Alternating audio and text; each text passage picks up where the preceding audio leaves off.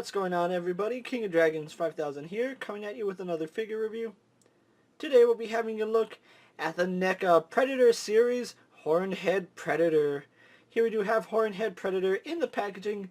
What we're going to do now is take a little break, get them open up, and we'll have a better look at the figure inside. So stay tuned, everyone. And so here we have the Hornhead Predator posing out of the packaging. Before we have a look at the figure, let's actually take a look at what he comes with, because he does come with quite a few accessories. For starters, he does come with his mask, which looks really good, and it does come on his face, or you can take it off and it's a really nice little accessory. He does come with a sword, which he can hold in his left hand, and only his left hand has a grip hand, and it's a really nice little accessory, and it does fit on the back of his scabbard. His final accessory is 4 wrist blades, which they all look really nice. You get 2 for the right side and 2 for the left side, and they look fantastic. Other than that, Hornhead does not come with anything else, although his scabbard does count as an accessory. If you want to count it as an accessory, I'm not going to because it's not supposed to come off. So what we're going to do now is actually have a closer look at the Hornhead Predator. And here we have a closer look at the Hornhead Predator, and you can see why they call him the Horned Head. He actually does have horns on the top of his head, which is a really nice little detail. I love that he has that little feature that does distinguish him from other predators. You can also notice that his mandible teeth, tusks, whatever you want to call them, are actually longer than most other predators, so he's actually has a lot of distinct features that you don't see on too many predators, like the really long tusks, teeth, whatever you want to call them. And then, of course, the horns on the top of his head. Now, he also does come with his mask, which can go over his head. You just want to be careful that you don't want to scrape the horns too much, because the horns do have a tendency to get in the way when you're trying to put the mask on. But it does have a surprising amount of detailing in here. You can see it has some red little indicators right in there. We have some red dots up here. It's done in this silver with blue wash, so it looks really good. And then on the front you see it does have the glowing red eyes, which I do like. So moving his mask aside so we can have a better look at Hornhead here. I really do like his eyes. They're recessed deep into his head, and they're this piercing yellow with a pupil painted in. He, of course, does have the pretlocks or dreadlocks, whatever you want to call them, and they are soft material, so you don't have to worry about them getting in the way. Now, on mine, unfortunately, you can see half of his pretlocks do want to come off. It's not a big deal, because I can always just glue that back in, but you really don't want to be doing stuff that should have been done at the factory. But he does have some really nice silvers, bronze, and golds in his dreads. Looks really nice. We'll have a look at his scabbard next because we're already on his back. Really love the detailing on his scabbard. You can see it has some wrappings right here, some dark brown wraps, some brown for the main scabbard, and then we have that silver blue metallic color right here, and it does look really good. I did, of course, leave his sword in the scabbard, but you can pull it out, and you do want to be careful with it because it does feel like it is scraping on the inside. In fact, you can see mine already did get scraped, which is a little bit unfortunate. That was actually the first time I put it in and took it out, so that's probably not something you want to be doing too often, so be aware of that. I really do love the shading that they put on his armor. It's really distinguished from all the other predators, where some of them have a piece going down their pec. His is just right here at his collarbone, and then he also does have the shoulder pauldrons, which you can see they are tiered, which looks really good. I believe it's a blue plastic with a silver overwash. I'm pretty sure that's how they did it. In fact, let's actually just peel that back, and yeah, it is blue plastic with the silver paint just added to it. You can see he does have the same netting that most other predators have, and it looks really good. You can see his belly is a lighter color than the back of him. On the back we have this really dark brown, and the netting is also done there. We go to his skin, where his skin has like this gloss over it. I don't know if that's intentional or if that's just the paint they used, but his arms are really glossy. I don't think Well, maybe his body's just as glossy, but that's something to point out, that his arms are a little bit glossy, but I do like the paint in them. You can see the browns, the darker browns, the tans, they all bring out the detailing in Hornhead here. You can see his gauntlets where the wrist blades peg in, which are right here. Looks really good when you have the blades, and those blades are really gnarly looking.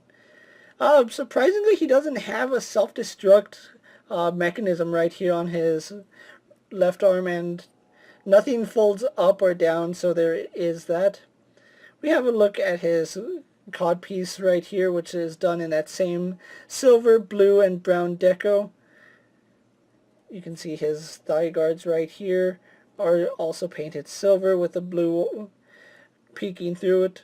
And then you can see his thigh guards actually do have these little wraps that come down. Now, I'm not really a fan of this design. I would have liked to see these a loose appliance and then these just sculpted over his legs.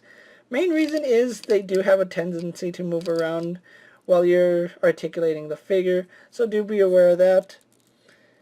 Knee pads and shin guards are done really well. You can see that same tiered effect going throughout his armor. It looks really good, and there's so many things that this Predator has going for him that it's such a distinct look. Not too many Predators will actually have this type of armor. And then, of course, he has those really big feet. So overall, really good figure, really good details on Hornhead here. So what we're going to do now is actually compare him to a few other figures you may have in your collection.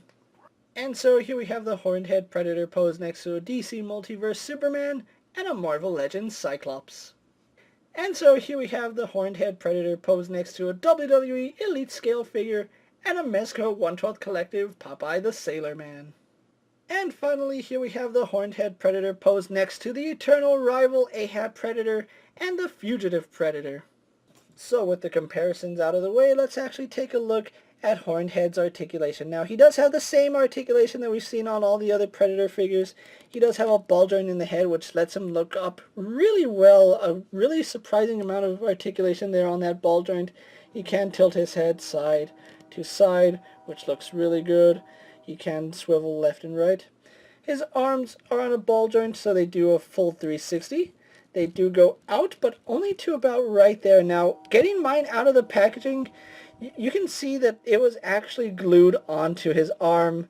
I don't know why NECA glued his armor onto his arm. That was a really bad mistake, but after freeing it up, it has all the rotation and outward movement that the other arm has. He does have a bicep swivel, which it's a little loose on the left side. Right side, we get a pretty decent one. He does have double jointed elbows, which this arm is a little stiff. I did have to heat that up and peel the paint that was on the inside of that joint. We have gauntlet swivel. We have a hinge in the wrist, which goes up and down, as well as rotation, and it's the same on this arm.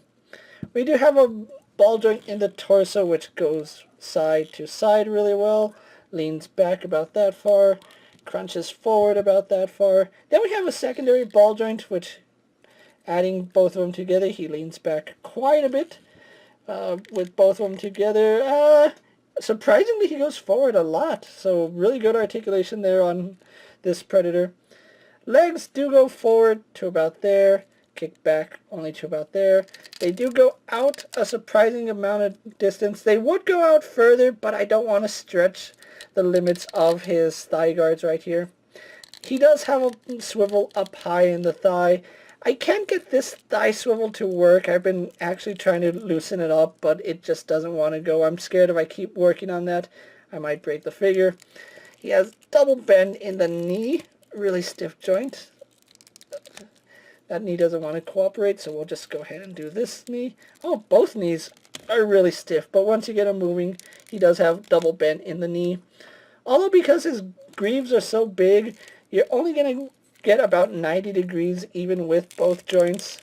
Actually, I got a little better than 90 degrees, so never mind. Thank you for shutting me up, Hornhead Predator. And then, of course, we have a ball joint in the ankle, which goes side to side, goes back, goes forward. So pretty good range there, as well as rotates. So overall, that's the articulation on the Hornhead Predator. So what we're going to do now is take a little break, get them posed for my final thoughts, and then we'll wrap up this review. And so here we have the Hornhead Predator posed for my final thoughts. Overall, I really love the way this figure came out. Despite the fact he's not an ultimate predator, I still love the detailing in this figure. Although I do have a few issues with stiff joints, loose joints, and then one of his blades just doesn't want to stay in the gauntlet. I don't know what it is. I might have to treat that with some floor polish. But as it stands, this is still a really impressive figure. If you're able to get hold of this guy, I do recommend you pick him up, especially if you're a fan of the Predator or just want another action figure in your collection. Hornhead Predator is actually one of my favorite Predators that I've seen. The comic that he comes out in is really awesome, especially how he fights Ahab Predator. So if you're lucky enough to get this figure, don't pass up on him. I unfortunately did pass up on him, but I was lucky enough to pick him up from a fellow local collector who was selling his Predators. So when I saw he had Hornhead Predator, I picked him up and I never looked back. If you can find this guy out in the wild, definitely pick him up. Do not sleep on him. And this is King of Dragons 5000 saying, don't forget to like this video, subscribe to my channel, go check out all my other action figure reviews as well as all my other NECA videos. Hopefully you find them informative. As always, if there's a figure you would like to see me review, let me know down in the comments, and if it fits in my collection, I'll definitely have a look at it. And while you're at it, check out my Instagram account for new and exciting action figure photos, and ring that bell for new notifications when I upload a video.